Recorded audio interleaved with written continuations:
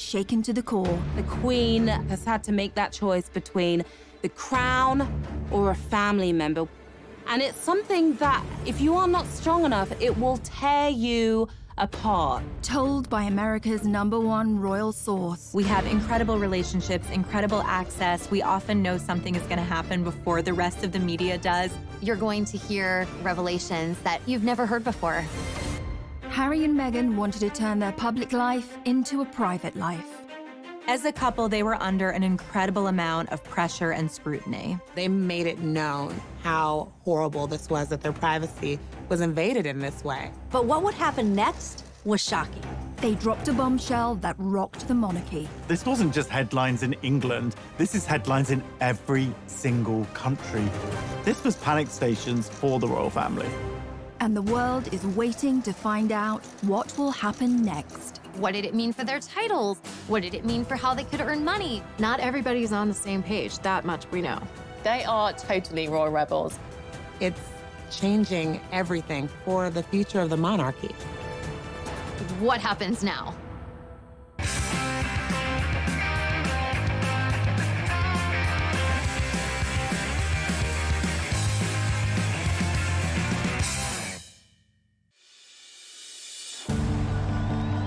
How does a girl born and raised in California end up meeting and marrying a royal prince? It sounds like something out of a straight-to-DVD movie, and at first glance, Meghan and Harry seem like an unlikely match, but they have more in common than you might suppose. We all think we know the Meghan Markle story, but this is who she really is. Meghan Rachel Markle was born 5,000 miles away from Prince Harry in California.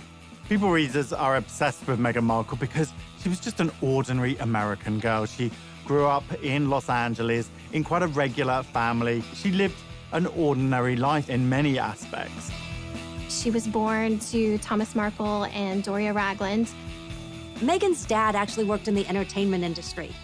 He was the lighting director on shows like Married with Children. And her mom had a bunch of different jobs. She was a yoga instructor and she was a social worker. I think her parents each brought different life experiences to her childhood and to raising her, and Meghan was really adored. When Meghan was born, she stepped into a pre-made family. She had an older stepsister, Samantha, and brother, Thomas Markle Jr., from her father's previous relationship. It was a blended family, and one of the sweet stories from her childhood that she shared is that she had coveted a Barbie doll set that was called a Heart Family. And it came in a white version and a black version. Her dad actually went, unbeknownst to her, bought both sets and then mixed them so that it looked more like her family. It just goes to show how cherished Meghan was by her parents and how much they wanted her to feel proud of her biracial heritage. However, a happy life for this blended family was short-lived. By the time Meghan was 6 years old, Thomas and Doria's relationship had come to an end and divorce followed, although it wasn't as acrimonious as some of the stories you may have heard. When Meghan first came on the scene, the royal scene, there was some really nasty speculation and headlines about Meghan's rough childhood, where she'd grown up, and really, frankly, racist approach to that. And it couldn't be further from the truth. They did everything they could to ensure that her childhood remained as loving and stable as possible, encouraging her creativity, making sure she was getting the very best education she could. In LA, Meghan attended the Little Red Schoolhouse and was soon writing to the very big White House. Yes, at the tender age of 11, she had already started campaigning for women's rights.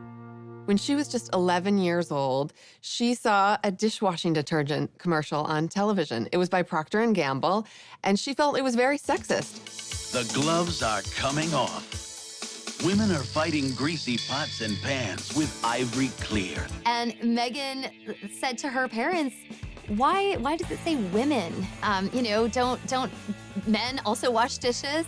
So her dad actually encouraged her to write a letter to Procter & Gamble, which she did. And the result was incredible. They actually changed the commercial to people across America. that got Meghan her first kind of national attention, and she saw that her voice mattered. Write letters and send them to the right people, and you can really make a difference for not just yourself, but lots of other people. As a teenager, Meghan attended the Immaculate Heart High School, an institution known for its liberal arts and drama courses.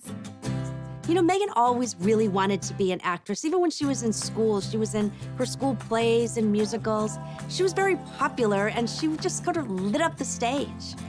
After she graduated college, she was determined to make it as an actor. She had to start somewhere, and in 2006, she took a job as briefcase girl on the game show Deal or No Deal.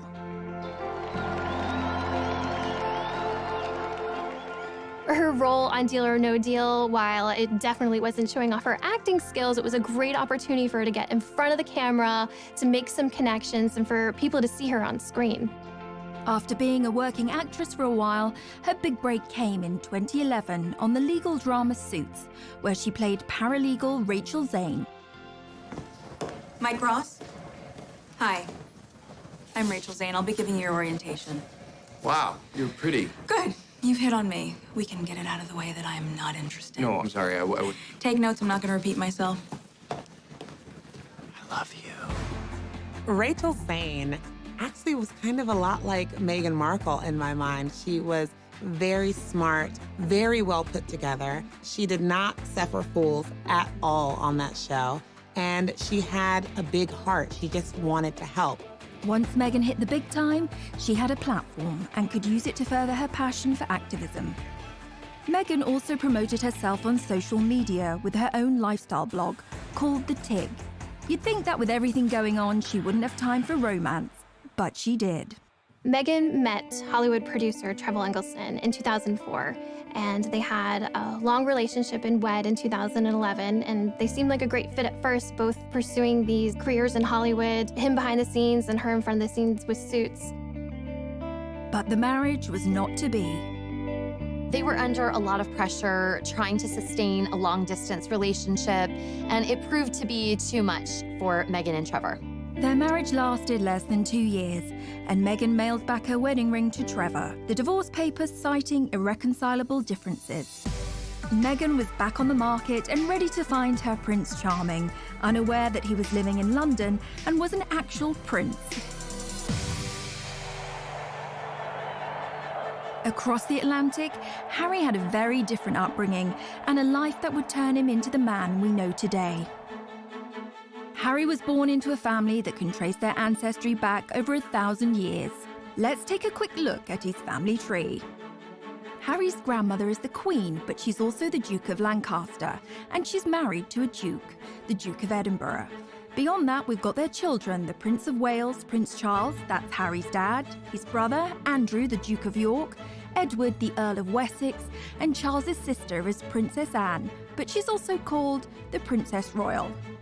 Prince Charles married Diana, the Princess of Wales, and they have 2 sons, William, the Duke of Cambridge, and Harry, the Duke of Sussex. Thanks to his brother's kids, Prince Harry is knocked back to 6th in line to the throne, and all being well, he's now never going to get his hands on the crown jewels. Although Harry was born into a world of breathtaking privilege, he suffered a tragic childhood. Harry's childhood is really rooted in tragedy. His mother was killed when he was just 12 years old, when she was chased by paparazzi in Paris. And so he had to deal with that tragedy at such a young age, which definitely affected him for life. For anyone who remembers the death of Princess Diana, one of the most heartbreaking elements was seeing her young sons, William, Harry, who was just 12 years old, having to maintain that famous stiff upper lip. Everyone had to be stoic and be this brave face for the nation when Harry, a young boy, would have just been absolutely, crushed inside. We all remember the envelope with the word mummy on Diana's coffin. It just tore your heart out. You can't ask a child to have to contain all of those intense emotions and not think that later on, those feelings are going to need to be dealt with. Even an untroubled childhood can lead to a messy young adulthood. As Harry got older, he gained a reputation for being a rebel and a globe-trotting party boy. Harry's wild years throughout his 20s are well documented, from skirmishes with the paparazzi in public to a costume party where he came dressed as a Nazi. It just was endless. But today we know that all the sort of rowdy times were kind of a last hurrah before he left for his service. Harry went from party boy to action hero when he joined the military, where he served for 10 years, including 2 tours of Afghanistan. He thrived in that environment. Perhaps it was a relief for him being able to step away from the spotlight.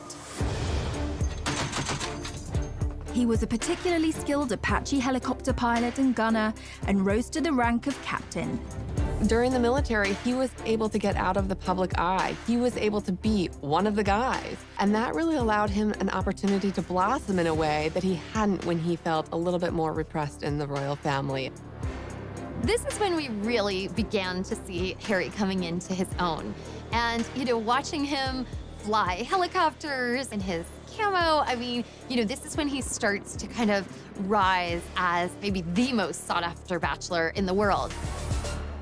Harry was always a big hit with the ladies, and some of his romantic liaisons have been with businesswoman Chelsea Davy and British model Cressida Davis, who is actually a descendant of King Charles II. Harry certainly had a busy dating life, but once he started dating someone, the whole spotlight of being in the royal family came down on them, and they couldn't handle it. 2 of his biggest relationships ended because the girls couldn't stand being in that media glare. So single again, the most eligible bachelor in the world was looking for love. But going back a little further, what about some of Harry's ancestors and their love lives? The path to royal romance has never been a particularly easy one, unless you were King Henry VIII. He set up his own religion just so he could divorce his first wife. Divorce was strictly forbidden by the Pope in those days, so Hank VIII set up the Church of England in 1534 and made himself the boss.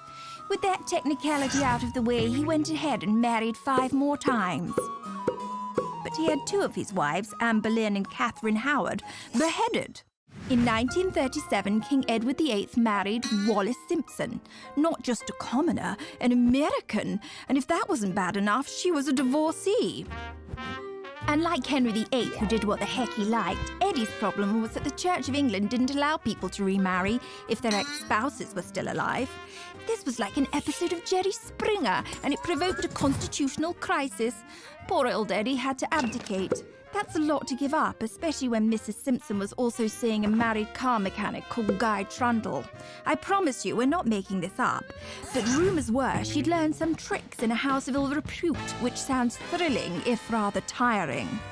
If you wish to marry a commoner, you may end up with a morganatic marriage or left-handed marriage, an unevenly socially balanced marriage where the royals' titles and privileges don't extend to the spouse or offspring. It's a bit like flying, way easier to downgrade than upgrade. That law got changed for William and Kate, by the way. Now, Princess Margaret discovered that when she fell for Peter Townsend, a married man. Her sister, the Queen, told her she could marry him, but she'd lose all her titles and privileges. She decided to hang on to them and dump him, which feels extremely fierce and badass for 1960. Good choice, Madge. It goes to show that the path to true love is never easy, especially if you are marrying into the royal family, and Meghan would face her own challenges. Coming up. It was a very bold move, him standing up and protecting his girlfriend at the time and saying, I'm not standing for this.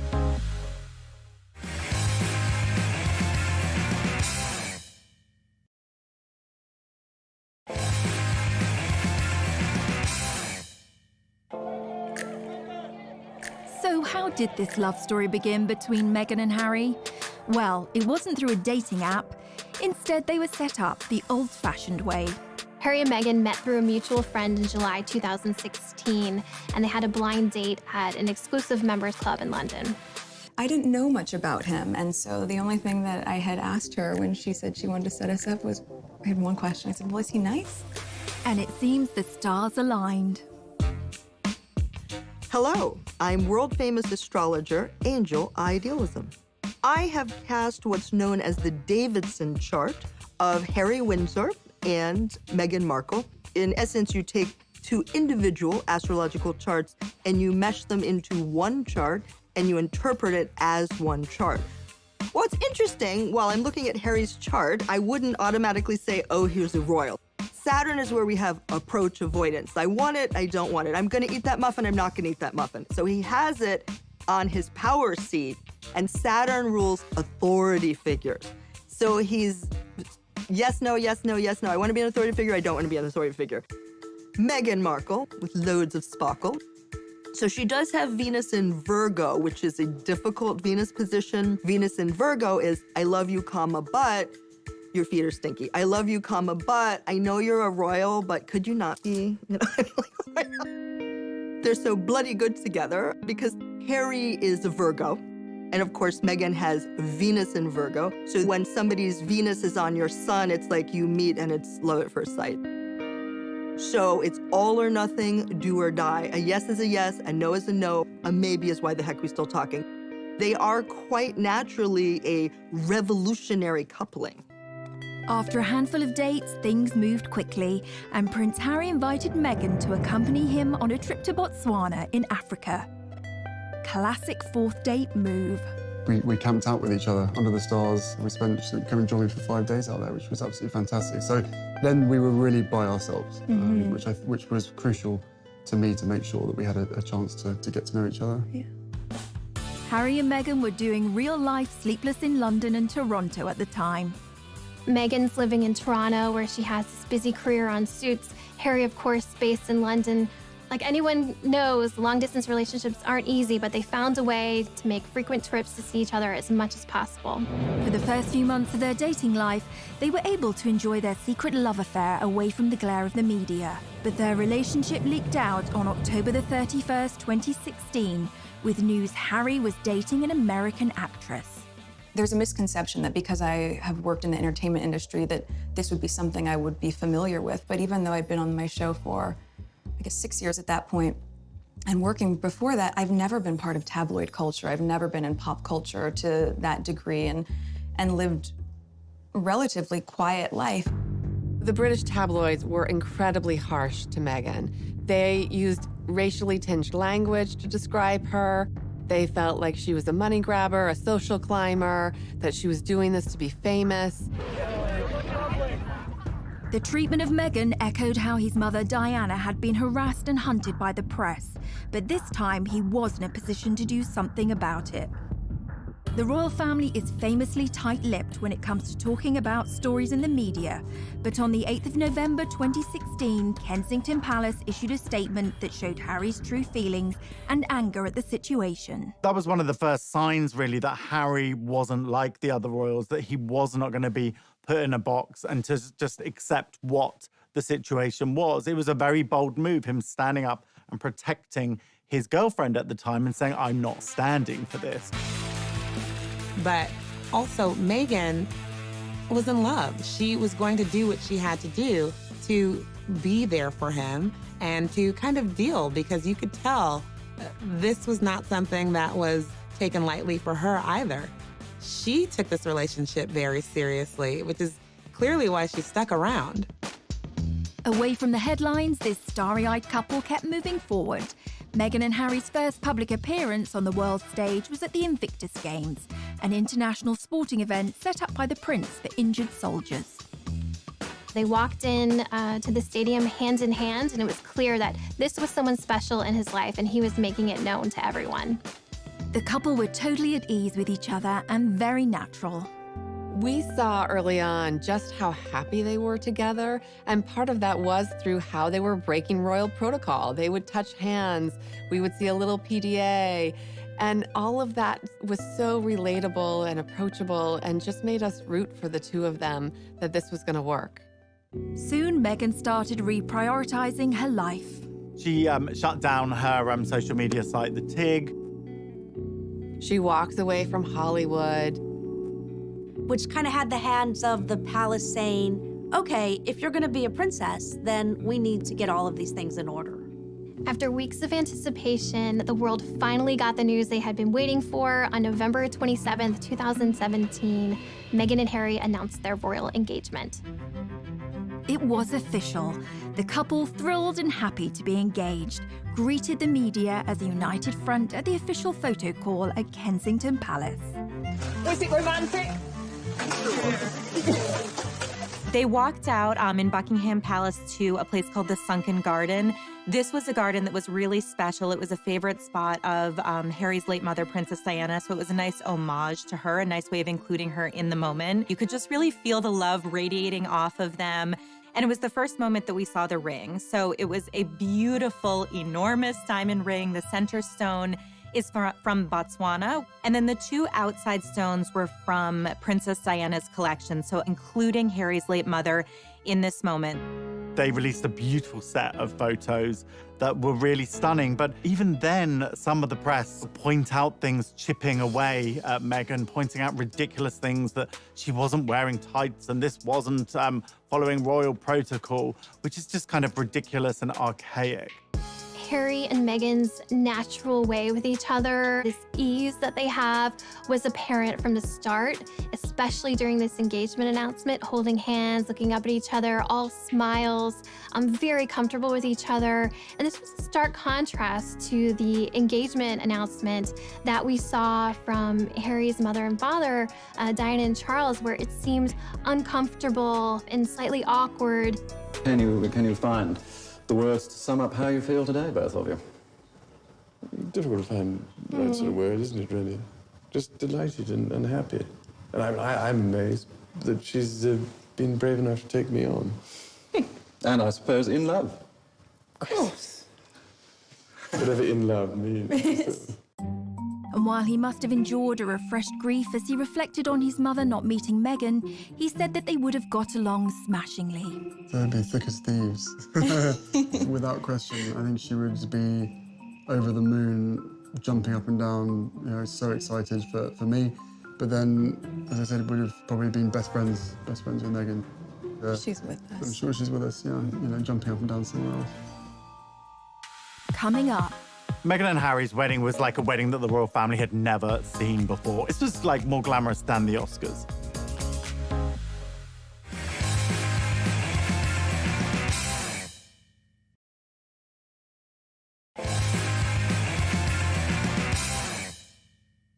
the world had been holding its breath, waiting to find out when Meghan and Harry would be tying the knot.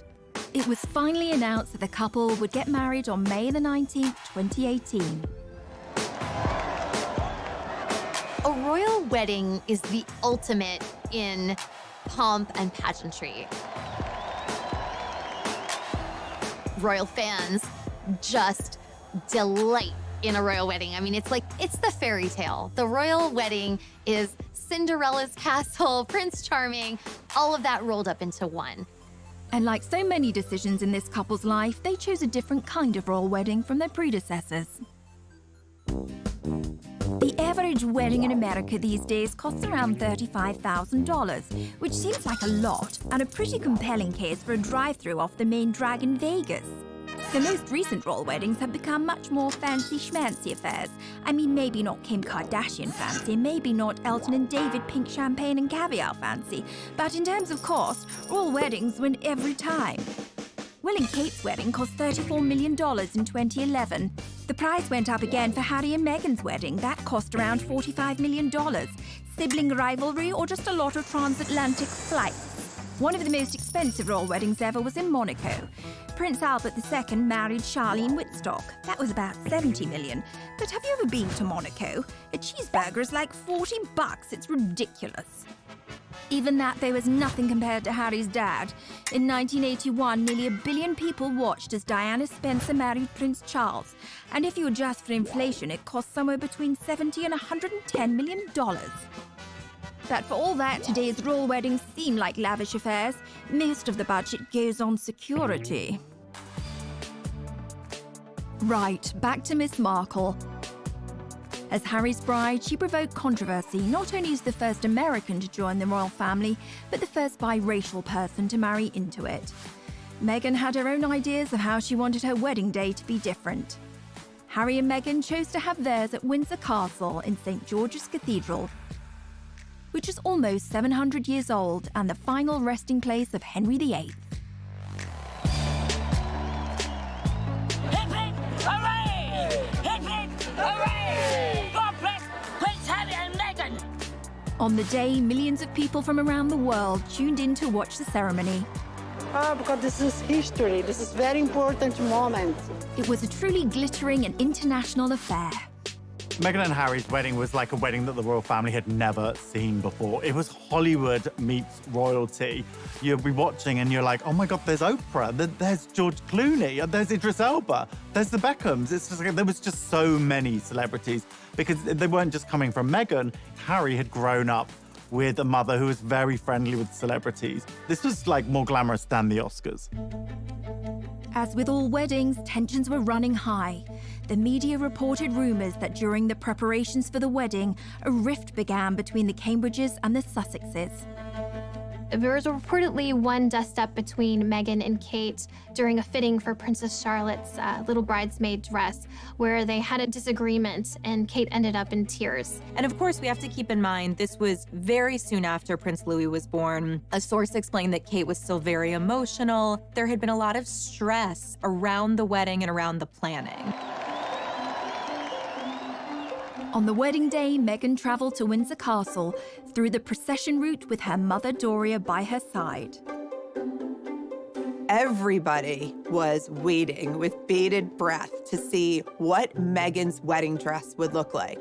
Would it be some over-the-top, grand, poofy princess dress like Princess Diana? Would it be this sort of elegant, sophisticated lace, long-sleeve look like Kate Middleton? It was neither of those things. She had a very simple, tailored, streamlined dress. I mean, this really was understated. She was just impeccable, modern, an entirely new version of a princess.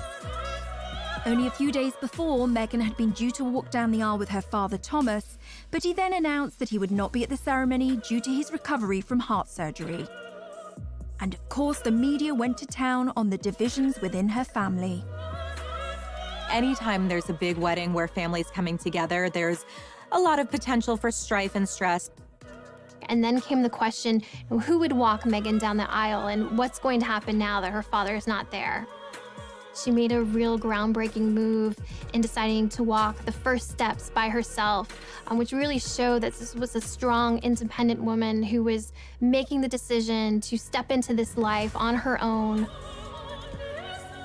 And then she was greeted by her father-in-law, future King of England. Prince Charles stepped in to walk Meghan partially down the aisle. There's no greater compassion and love for a future daughter-in-law than to take her by the hand to lead her to Harry to get married. I think a lot of people, even for those of us at People Magazine on staff watching, felt like, how is she so calm? You know, she was almost preternaturally serene. Later, when I spoke with her friends, they said, that's who Meg is.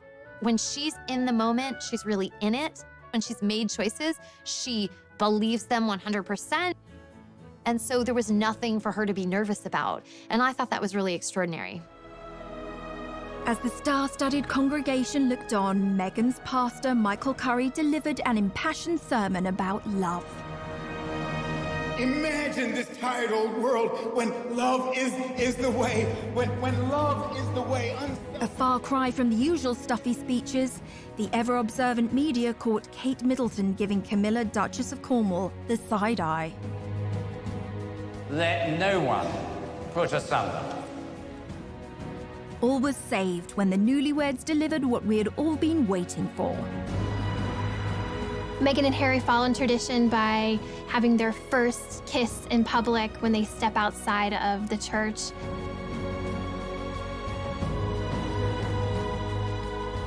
It was really the sort of like big PDA moment between the couple. The crowd went absolutely wild.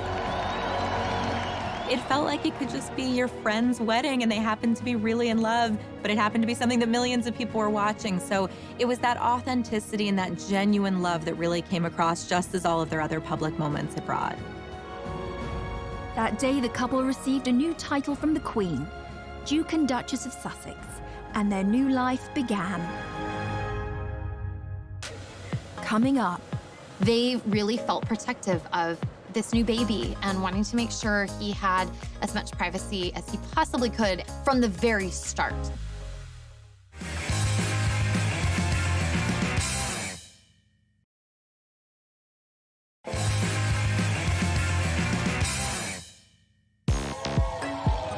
The start of Harry and Meghan's life was exciting, and as newlyweds, they moved into Kensington Palace, right next door to Will and Kate. In the summer of 2018, Meghan and Harry are settling into newlywed life. She's stepped into not only a new family, but a whole new country. So they're just kind of established in their footing as a married couple. Meghan had done a great job being accepted into the royal family, and even the usually reserved Queen took a shine to her new granddaughter-in-law. The Queen herself wanted to show how much she was eager to welcome Meghan into the royal fold, and she did that by giving Meghan a ticket on board the royal train, which is how the Queen likes to travel. And in fact, you really felt that they had this chemistry between them, and Meghan was bringing new life and new joy to these outings. Meghan and Harry began their royal duties as Duke and Duchess of Sussex. But what exactly is a duchess anyway, and where do they fit into the whole royalty ladder? So, according to tradition, or Henry VIII, you have a god at the top of the heap, well, Natch, then an emperor, then a high king or queen, then a king or queen, then come your archdukes, grand princes and princesses, grand dukes and duchesses, then come your crown prince, and I mean, we're really climbing a long way down the ladder here, aren't we? After all them come duke and duchess. Fun fact, Meghan could actually be a duke. This isn't anything to do with which bathroom she uses. A woman can be called Duke too. What about Harry, though? Well, he's a Duke of Sussex and also Earl of Dumbarton and Baron Kilkeel. The Duke and Duchess titles are kind of like a wedding present from the Queen. Here you go. I wasn't sure which toast you wanted, so I got you Hampshire instead. The annoying thing about being Duke or Duchess of Sussex is there's no duchy or territory of Sussex. Whereas Charles, Harry's dad, is Duke of Cornwall and also gets the Duchy of Cornwall, which literally means if you live in Cornwall, he could well be your landlord. Although it won't be him coming and fixing your broken toilet, but he does get the cash from owning it. And like Cornwall, there's no Duchy of Sussex and therefore no cash. So they don't get the cash, and guess what else Meghan doesn't have? Legal custody of her son Archie. According to a law from 1717, the Queen actually has governance over all the royal sprogs, including Will and Kate's. You might think it doesn't really have any relevance today, but apparently decisions like which members of the royal family are allowed to get on the same plane, yup, the Queen makes that call. Back to the couple's first royal tour of Australia, Tonga and New Zealand. Meghan and Harry were an instant hit with the public. And this is where we get to see Meghan shine. And there was a lot of echoes of Princess Diana in terms of her really bonding with people, with children, with a lot of the locals, giving speeches, which is something we hadn't seen Kate do before with such ease. Meghan was compared to Diana in another way, as a world fashion icon. Diana led the way in setting trends in the world of fashion. Back in the 80s, everybody wanted the Diana cut, and she occupied a fashion arena that included Audrey Hepburn, Jackie Kennedy, and some of the other most stylish women in history. When Princess Diana was alive, she was, without a doubt, one of the most photographed women in the world. Diana brought an innate glamour and this beauty to the royal family. It took them from royals to pretty much celebrities, all because of her and just this endless interest and curiosity in all things Diana. In 2019, Meghan was named the most powerful fashion icon, and the term the Meghan effect was coined. Like most people, I love Meghan Markle's style. We like to say at People that everything Meghan touches turns to sold. And that's because when Meghan wears something, it translates into mega sales for the brand. In one of those tours, she actually wore a bag by Strathbury. The second she wore this bag, it sold out in 11 seconds. The Duke and Duchess of Sussex were in the honeymoon phase. The tour of Australia kicked off with some bombshell news. The couple arrived into Sydney telling the world that they were expecting their first child. It was the most exciting way of kicking off a royal tour. This is a moment that the public, the entire world was excited about. Anytime there's a royal wedding, you wait for the announcement about the royal baby. This was massive news in the royal world, and for fans, I mean, it was almost too much to process. It was all happening at once.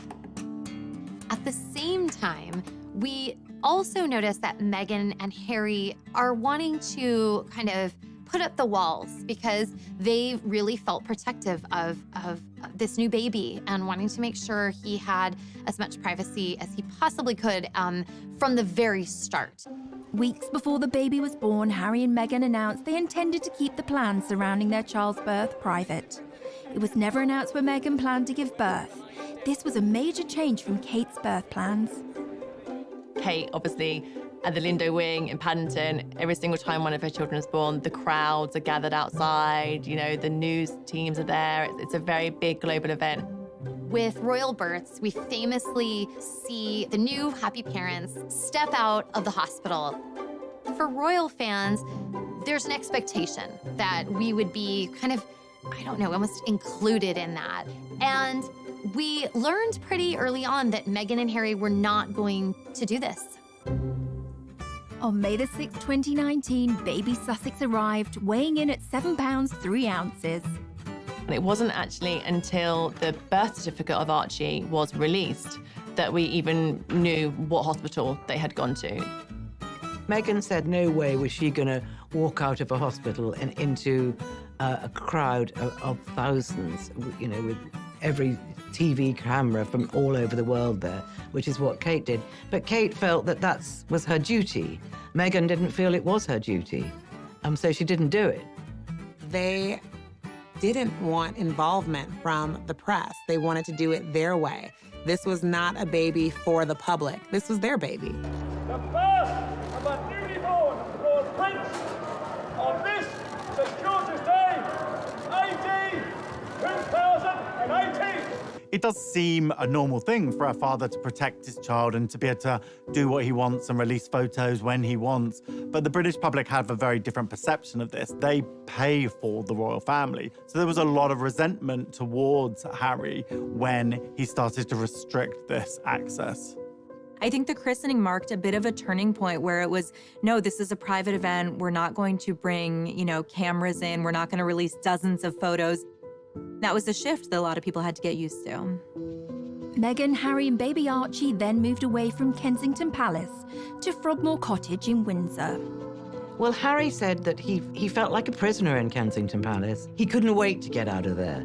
The Queen offered them Frogmore Cottage, but it was in a very dilapidated state. And unfortunately for Harry and Meghan, the bill fell on the taxpayer, and it was £2.4 million. And that caused a lot of bad feeling as well.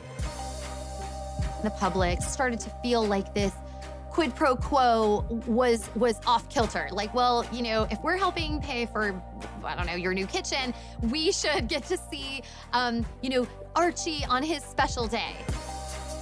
Meghan and Harry, they wanted to be royal and to enjoy the royal life, but they also wanted a private life. And those two don't really go together. Coming up. It was the first time that a member of the British royal family has done anything like that.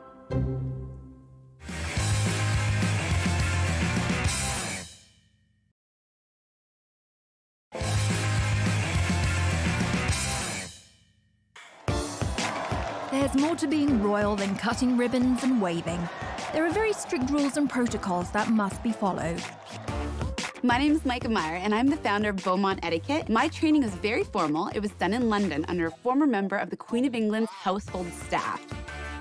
I think there's this heightened level of fascination when we all saw Meghan Markle marry into the royal family. We were like, wait, a real average person can become a real royal?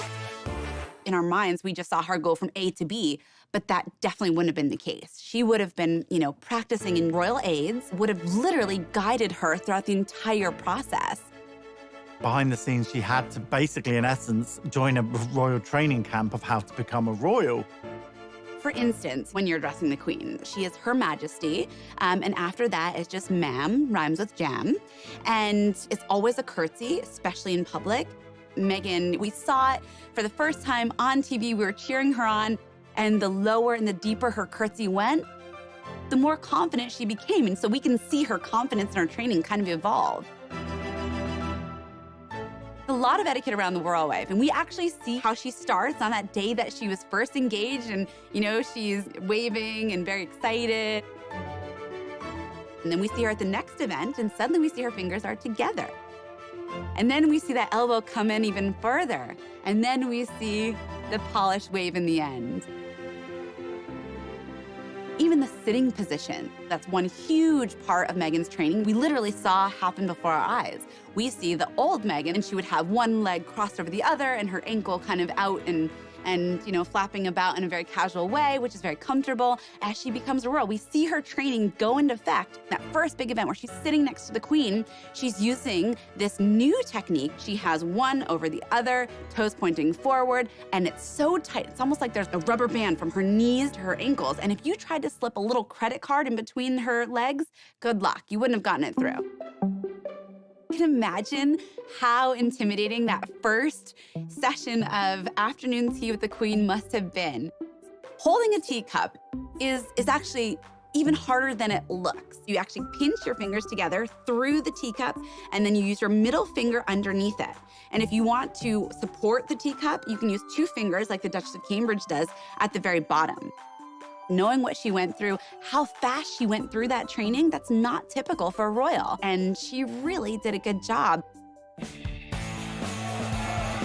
But Meghan hasn't always been so obedient, and when she started tearing up the royal rulebook, her newly universal adoration and shine began to fade. One of the ways that we see Meghan and Harry start to bend some rules, maybe even start to break some rules, was when Meghan guest edited Vogue.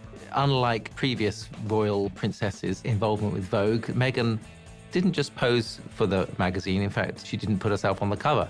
She celebrated women around the world who are doing extraordinary things. It was called Forces for Change, and it included interviews with everyone from Jane Fonda to Greta Thunberg. It was the first time that a member of the British royal family has done anything like that. This move was seen as too political by some critics who saw this as kind of an inappropriate royal role for her and not what we had been used to seeing. There's an interview between Meghan and Michelle Obama, and Michelle Obama gives her some advice about how to handle fame and the royal family. Usually, you don't get outside advice. The palace is what gives you the guidance that you need to go forward. That didn't really go over well with some people. Yet again, Meghan was feeling the backlash from the world around her. Humans fear change, and in this situation, there was a lot of change going on. The aristocracy and the monarchy is a stuffy institution. Meghan came in and she was completely different. She was an American, she was biracial, she was a divorcee. I think there could have been some fear that she is something other and that she could affect the monarchy and chip away at the monarchy. I think in some ways, what Meghan and Harry have done is just shown, listen, we're gonna do what's right for us. We are going to do what we are comfortable with. Meghan and Harry are not the only royals to have a rebellious streak. There's a long line of royal rebels, but there are those who know how to make it work for them. What about Princess Margaret, the Queen's sister? She liked to party. She partied hard with her daughter's godfather, Anthony Barton, with a former Prime Minister's nephew, Alex Douglas Horne, and it's thought she even partied with Mick Jagger and Warren Beatty. She partied hard in her party house on the party island of Mustique. But then she calmed down and got herself a toy boy, marrying a guy 17 years younger than her. Then she got the first royal divorce since 1901. She rocks. But if you ask us, the royal rebel closest to Meghan's heart would probably be Princess Louise, Queen Victoria's fourth daughter. She questioned everything, earning her the nickname Little Miss Y. She was very cool. She refused to marry someone she didn't love, was an ardent feminist, and visited imprisoned suffragettes, the protesters for equal rights for women. And, stop me if this sounds familiar, she got married and moved to Canada. Her full name? Louisa Caroline Alberta, and yup, Alberta, Canada is named after her. The province was originally going to be called Louise. If you can find a more Meghan-friendly royal rebel than that, then you can send us to the Tower for treason. Coming up. It was a huge betrayal for Prince Harry and Meghan, and they let it be known. They filed suit.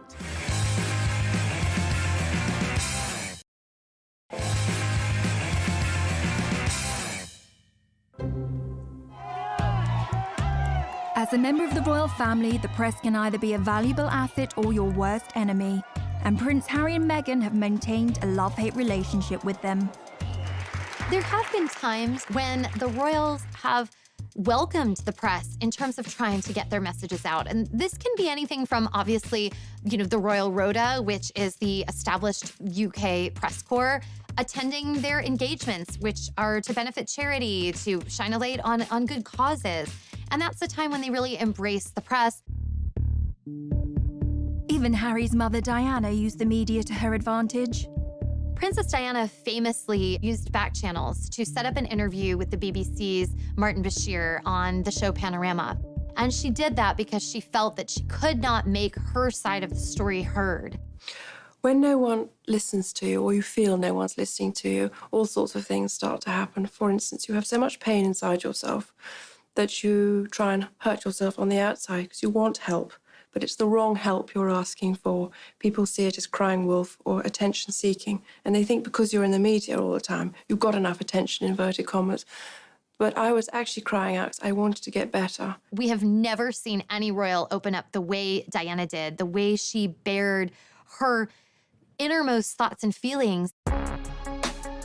But unlike Diana, Meghan was too new to royal life to start airing her grievances publicly.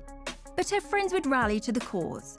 In an exclusive interview with People magazine, Meghan's inner circle opened up about the Duchess's private life and her struggles with the UK tabloids. In February of 2019, Meghan's inner circle of friends felt that they could no longer remain silent while what they saw as global bullying of Meghan was unfolding. They wanted to speak out, and they came to People magazine to do that. What I heard from them was that nobody celebrates your wins bigger than Meghan. And by the same token, when you're struggling, Meghan is there with a box of Kleenex and a bottle of wine, anything she can do to comfort and support you. And, they talked about another misconception that Meghan is so high maintenance. There was a report that Meghan wanted the church sprayed the specific scent, and it was sort of diva moment. And the friend said, Meghan is so religious, she would never, ever disrespect a holy place like St. George's Chapel at Windsor Castle, and that's a contradiction to who she is. I came away feeling like my friendships are really inferior to Meghan's, because these women, they felt so loved by her and supported in a way I had really never seen before. Meghan got a little help from her friends, but it was short-lived. Later that month, the Daily Mail ran an article that for Meghan and Harry crossed the line. There was a major issue with the Mail on Sunday that published a letter, a private letter that Meghan had sent to her father. It was a huge betrayal for Prince Harry and Meghan, and they let it be known. They filed suit. She obviously feels like it's a copyright issue that they went ahead and posted that letter without her permission. The action was accompanied by a scathing statement from Prince Harry denouncing the media's bullying of his wife. This clearly goes back to his anger and his hurt at how his mother was treated. Days later, Prince Harry sued the owners of The Sun and Daily Mirror for allegedly hacking his voicemails. They're both very much taking a stand against the UK press, against the tabloid intrusion that they feel has completely compromised their ability to have a private life. So who are the tabloids? If you're even slightly famous and you're in Europe, the chances are, whatever you're doing, someone is going to be taking a photograph of you. They're pretty aggressive with how they get their scoops. A famous scandal was Squidgygate. A British newspaper got hold of a recording of Princess Diana and her close friend James Gilby speaking on the phone. In the calls, Gilby calls Diana either Squidge or Squidgy 53 times. Try calling me that once, I dare you. There's always been a degree of push and pull with the press. Let's not forget the British royal family is paid for by British people. They help fund their lavish lifestyle. So what the royals get up to is very much in the public interest. Now, poor Meghan has felt the sharp end, and the coverage of her life in Kate Middleton's is astonishing.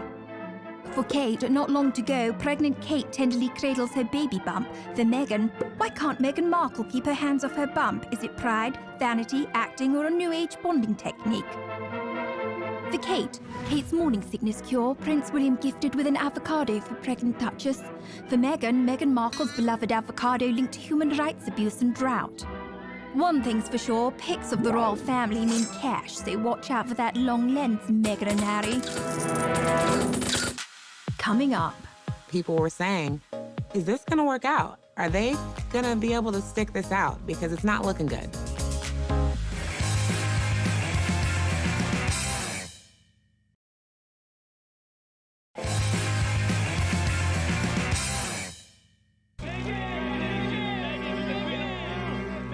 As media scrutiny intensified, so did tensions inside the royal family.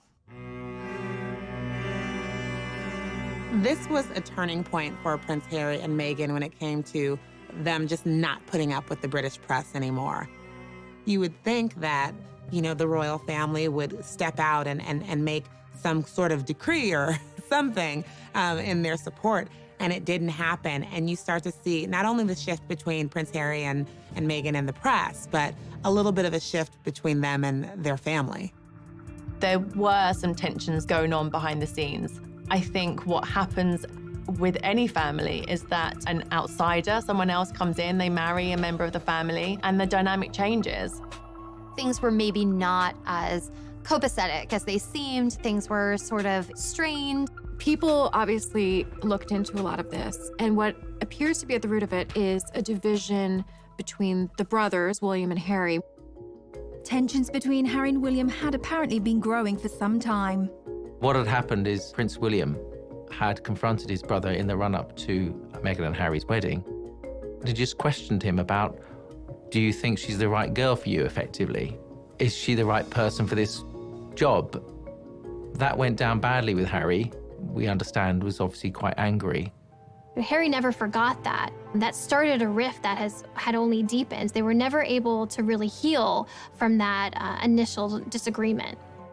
Harry and William have always had a particularly unique bond as siblings. Let's explore the brothers' relationship a little bit deeper. William and Harry were born just over 2 years apart.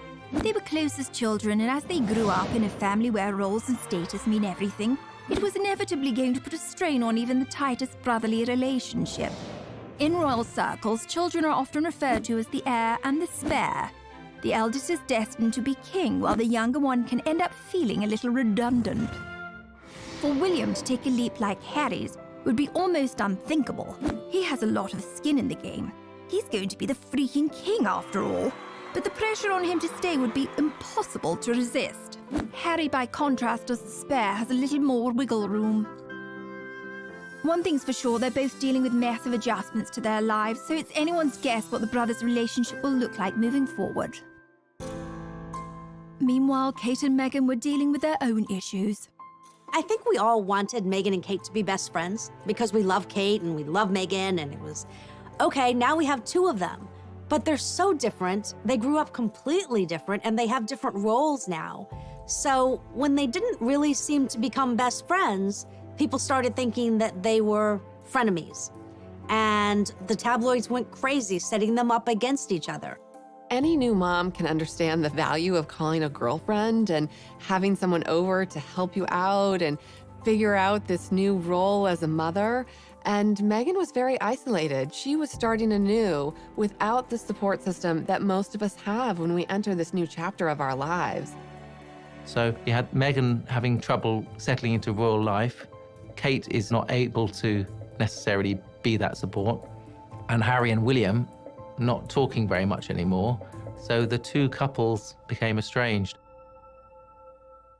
It was on a tour to South Africa that Harry and Meghan seemed to finally reach a breaking point. When they were in South Africa, they recorded a documentary with ITV, and it was really the most personal we've ever seen Harry and Meghan be. They had a film crew following them, and this really was the first time that they were honest about how they felt.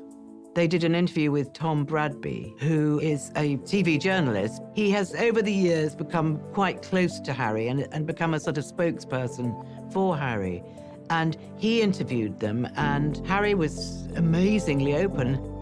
You're living in this goldfish bowl, the interest is huge, the pressure is great. I mean, do you want to talk me through the last year and where you're at? Look, part of this job and part of any job, like everybody, means putting on a brave face and turning a cheek to a lot of the stuff. But again, for me and for my wife, you know, of course there's a lot of stuff that hurts. They felt that they were in isolation, and they also felt that they had no support when it came to all of these things that they were uniquely dealing with. Another huge moment in that documentary was where Meghan spoke out about how she was feeling. You could tell that she had been struggling in her role as a new royal and as a new mom. It's obviously an area one has to tiptoe into very gently, but I don't know what the impact on your physical and mental health of all the pressure that you clearly feel under. I would say, look, any woman, especially when they're pregnant, you're really vulnerable. You add this on top of just trying to be a new mom or trying to be a newlywed. And also thank you for asking, because not many people have asked if I'm okay, but it's a very real thing to be going through behind the scenes.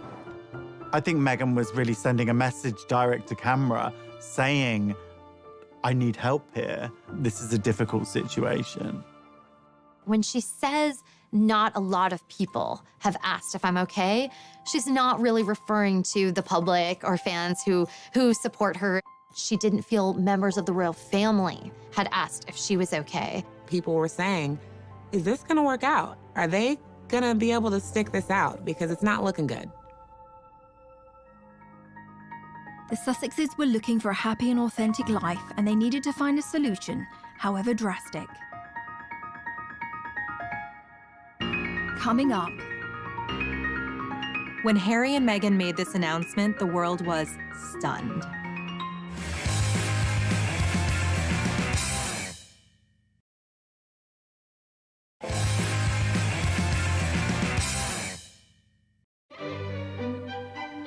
We all remember those moments in history that changed the world.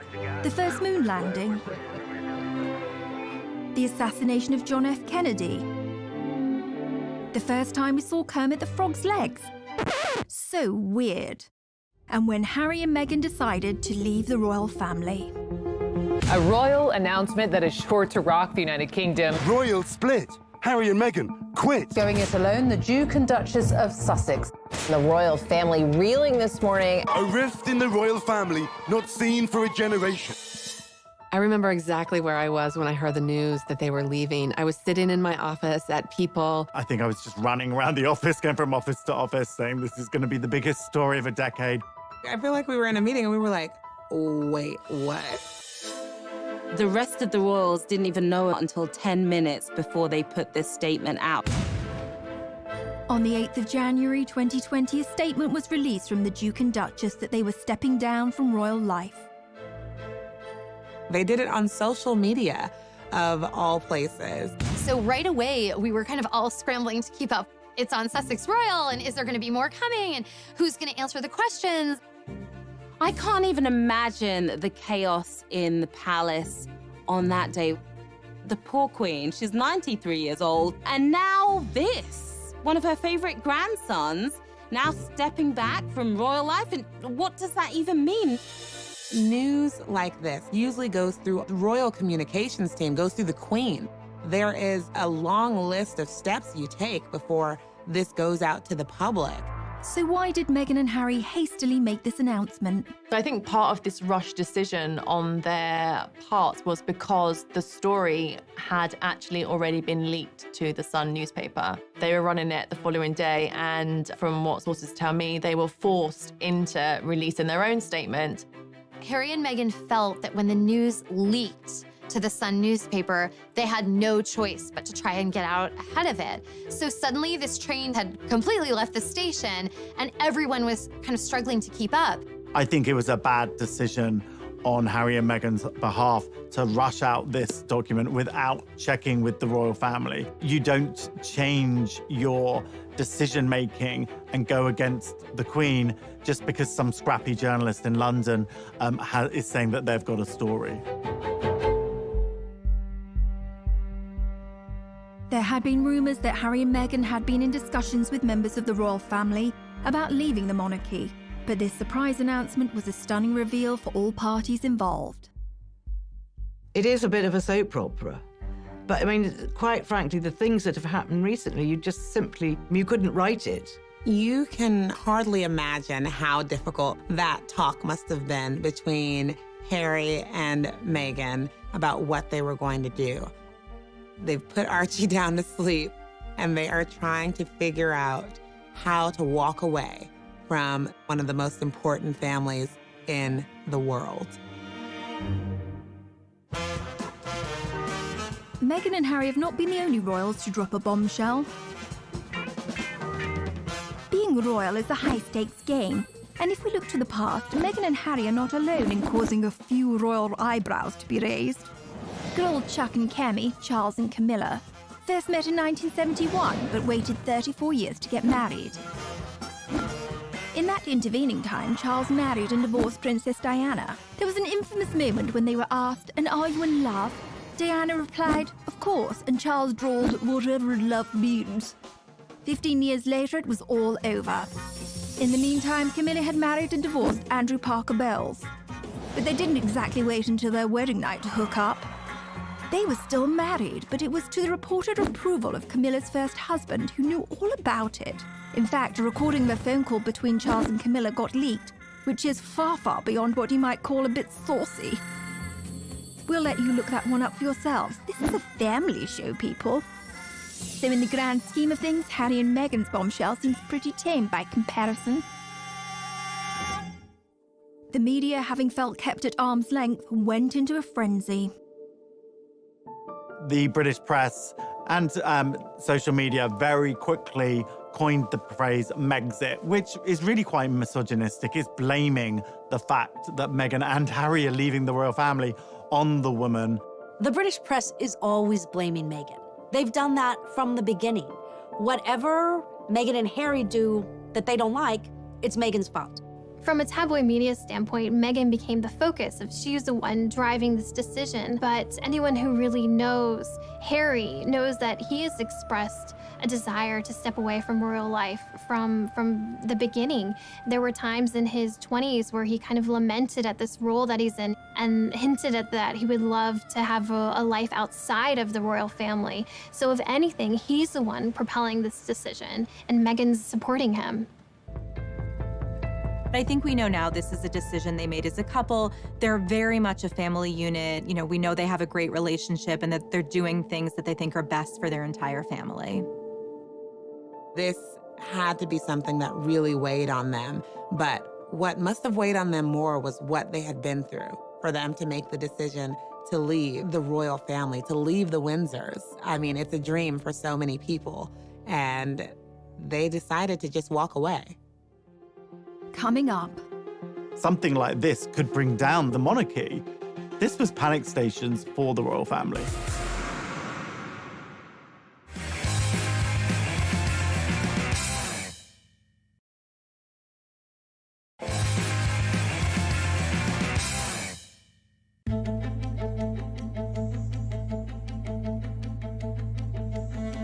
After the bombshell was dropped, all royal parties had to scramble to determine what would happen next. Something like this could bring down the monarchy. This was panic stations for the royal family. Buckingham Palace did release a statement, and I think this was a big shock to the world. It was obvious from that statement that they weren't on the same page. The discussions are still ongoing. We know they are expressing an interest to do this, but all the details haven't been worked out yet. The thing is, you don't announce the plan until you know what the plan is, right? They did things back to front. By now, Meghan had already gone to Canada, and 93-year-old Queen Elizabeth had to spring into action and implement damage control for the monarchy. The Queen and her senior advisors did some very quick thinking. They said that they were going to have a summit at Sandringham. She had Charles and William and Harry all meet her there, and then they sat down to talk it out. The pressure on the Queen here is immense. The Queen was on her back foot. She is under pressure to be the leader and to have an answer and to have a path forward, and the clock is ticking. Within days, on January the 13th, 2020, the Queen publicly announced a declaration of her blessing for the couple. 5 days later, the Queen released a statement that was really in support of Harry and Meghan's decision. And this was one of the most emotional statements we had ever seen from the Queen. Since the death of Princess Diana, she used terms like my grandson, my family. We're not used to seeing those sort of terms of endearment coming from the Queen. She loves Harry. She wanted to make sure that Meghan and Harry felt that they had her backing. But that also helped kind of put a lid on any other gossip and drama that would immediately come out in those first few days. This is unprecedented. There were so many details to work out, so many questions. Where are they going to live? What will their titles be? Everyone wants to know how they will actually go about charting out this new life and where the money's going to come from. What are they going to do? But how do the royals make their money?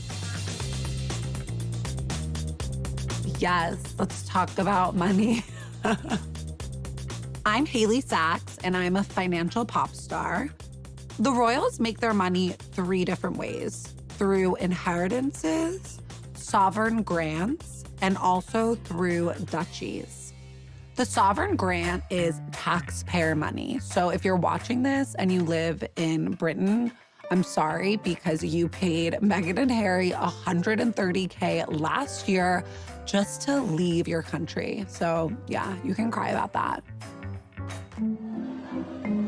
Basically what the duchies are is like Prince Charles is a landlord. He's inherited these properties. They're baller properties, and he's making money on them because people live there, they visit, and he's pocketing the cash. Prince Charles, he gives some of that money to his sons. The Sussexes can credit 95% of their income just to Prince Harry having a rich dad. So yes, Harry has a rich dad, but he also had a rich mom. Diana didn't come from nothing. Like, she walked into the royal family with her own fat wallet. When she died, she left Prince Harry $10 million. Even though the couple quit being royals, these two are media starlets. They're not looking just for money. Really, what they're searching for with this exit is impact. Coming up. The royal family is doing the most positive things. They're putting on a great show for the British public that all is fine here. Everything is good. The show will go on. The monarchy is solid.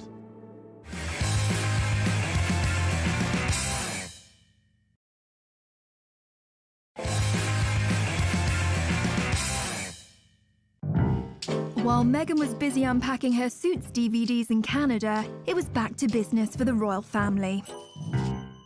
It was initially a bit of chaos as everyone tried to kind of find their footing in this new, unprecedented order of things. At the end of the day, the monarchy has to come first and the crown has to come first.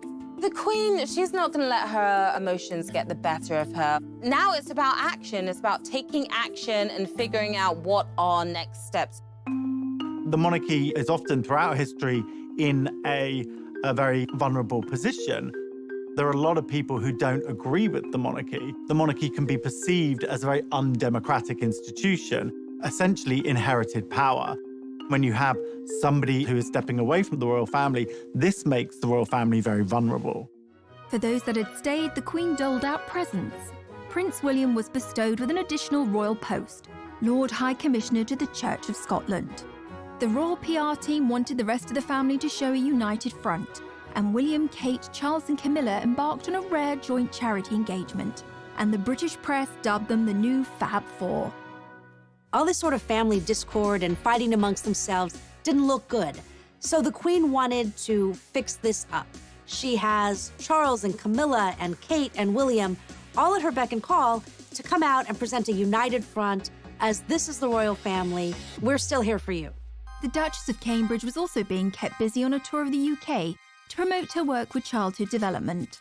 Kate has really stepped forward. She just gave her most illuminating interview that we've ever heard from her. You know, it was a podcast, a very modern format, where she talked about the challenges of motherhood, the challenges of being pregnant. So she's willing to take up this mantle and help support the monarchy any way she can. They're doing the most positive things. They're putting on a great show for the British public that all is fine here. Everything is good. The show will go on.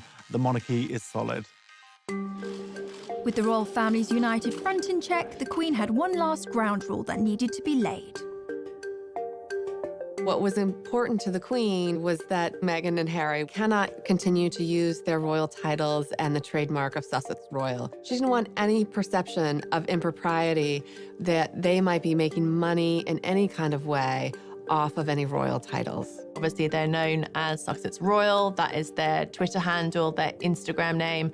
The whole brand is based around that. The Queen and other members of the royal family had said, actually, no, that word royal cannot be used. No one can say royal unless they really are royal. Once Queen Elizabeth's terms were made crystal clear, Harry knew it was time for him and Meghan to move forward with their new life. One of the things that was just so exciting to see was how they took this bold step themselves. It was world-shattering news. It made headlines the world over. Was it perfect? No. But when you kind of take control and find your voice and realize, I can make this path forward, that's a really inspiring thing to see. During Harry's final few days in the UK, he delivered an emotional exit speech at a charity dinner in London. It brings me great sadness that it has come to this.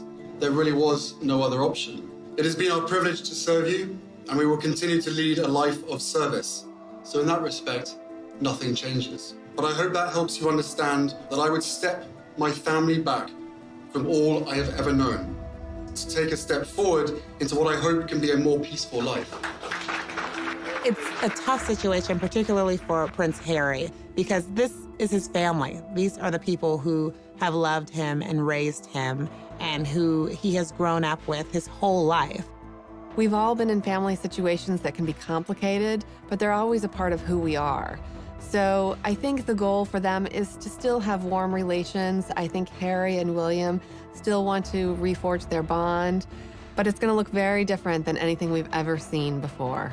The rest of the world had their own reactions in the aftermath of the Sussex's bombshell announcement. While Harry filled a suitcase with a gold toothbrush, some monogrammed socks, and a copy of How to Succeed in Business, support was flooding in from celebrity friends and admirers. Bette Midler hoped Meghan would bankrupt them all, although I don't quite see how she'd manage that. Oprah Winfrey said she supports them 1,000%.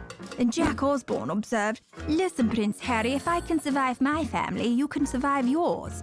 And Meghan's friend Jessica Mulroney, who previously had the sweetest babysitting gig imaginable looking after Archie, called out critics of Meghan as racist bullies and posted this quote on Instagram after the news.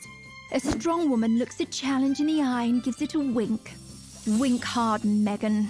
Coming up, how is the next chapter going to unfold? The world is their oyster right now. They can pretty much do anything that they want.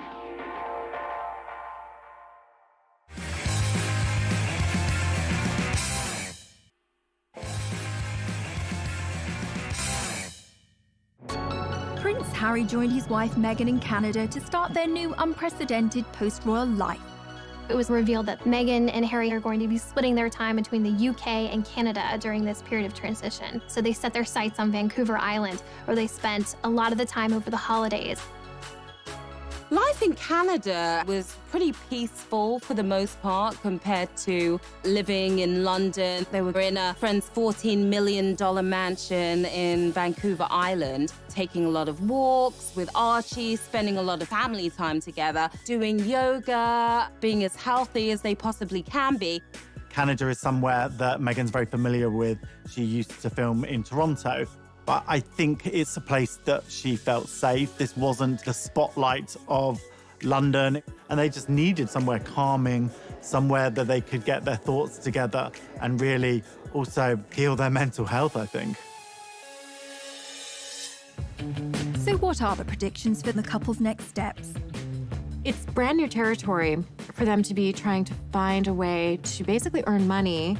And, you know, when you are the Prince of England and the Duchess of Sussex, it's like you have to earn a lot of money in order to keep up that lifestyle and to live independently. It's gonna be a really interesting road ahead. Their last round of royal engagements were in March. They're officially stepping back, and they'll no longer be using their HRH titles or Sussex Royal. But I think the world is their oyster right now. They can pretty much do anything that they want. Both of them are very smart. Both of them are very talented. Harry and Meghan's next steps in terms of their careers is anyone's guess. Who knows whether we might see a Meghan Markle clothing range for one of her women empowerment charities. We might see a book deal maybe, although various ones of those have been denied so far. We also know that Harry is involved in a TV project with Oprah for Apple TV. So that will be announced at some point this year, I'm told. We've already seen that Meghan did her first voiceover role for Disney, and the check was donated to a charity for elephants. They're definitely going to be cashing in on their celebrity status. There is no way they're going to be penniless. They are going to have offers coming through the door. We saw Harry and Meghan recently in Miami at this banking summit at JP Morgan. We thought they were going to be laying low. Suddenly we got the news that Harry and Meghan were sitting next to J-Lo and A-Rod at a star-studded event for JP Morgan. And there are rumors that Harry earned $1 million for giving a speech at that event. It's not a bad paycheck at all, especially for your first time outside of the royal family. People are going to be offering them deals left, right, and center, but they still have to have composure and remember where they came from, because ultimately they don't want to disrespect the monarchy. The Sussexes don't need to rush into anything. They're still extremely high-profile people. In fact, maybe even more high-profile now after stepping back from the royal family. And since making this bombshell announcement, they're probably more famous than they even were beforehand. What do the inner circle of Harry and Meghan's world think of this? Since Meghan and Harry have stepped away from their role as senior members of the royal family, what we are seeing is a completely new chapter, and really, as one source told us, uncharted waters. What Meghan's friends feel is that she's going to put her family first. She's going to put her son first. Her life as a mom is so important to her. And if everyone is chattering around her about, but what about this? But she shouldn't have said that. She shouldn't be here. She shouldn't be there. That's something she's going to push out of her mind. I think an important thing to understand is that Meghan and Harry don't feel beholden to some of the rules that would govern William and Kate, who are in line to be future king and queen. We were told by a friend of Harry's that Harry the royal and Harry the person are two very different figures. And Harry the person wants to thrive. And I think that Meghan's friends and Harry's are completely supportive and thrilled for them, because it was hard to watch them feel so suppressed.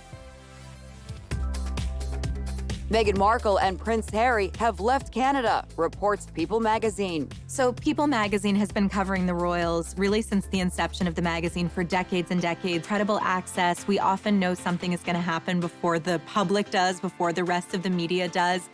Ultimately, Meghan was pulled back to Los Angeles. That's where she launched her career. They are doing everything that they can to create a more peaceful life for Archie and for themselves and for their own sanity. They knew that they had to do something. We all knew that something had to give. Prince Harry and Meghan Markle got their wish, but they didn't. They are still very much in the spotlight. I mean, there is a huge glare on them. Everyone wants to know what this new life looks like. And I don't think that's going away anytime soon.